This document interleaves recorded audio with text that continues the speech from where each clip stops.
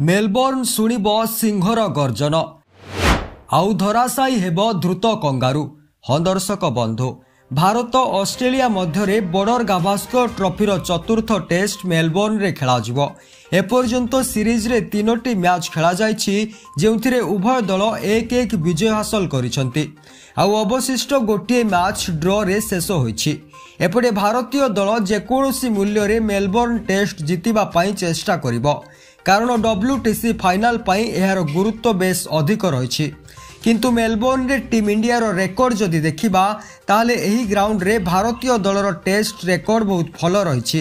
तेणु team India एही match को जीति सीरीज रे 2-1 अग्रणी हासिल करिबा पई चाहिबो।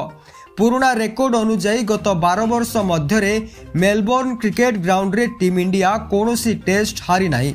शेष थर पई 2014 रे एही ग्राउंड रे खेला जाइथिबा टेस्ट को ड्र रे शेष करिथिला भारत। तापरे 2018 एवं 2020 रे मेलबोर्न टेस्ट रे टीम इंडिया विजय लाभ करिथिला। एहीपरि प्रतिदिन भारतीय क्रिकेट दलर सविशेष खबर जानिबा पई वीडियो को लाइक एवं चैनल को सब्सक्राइब करंतु।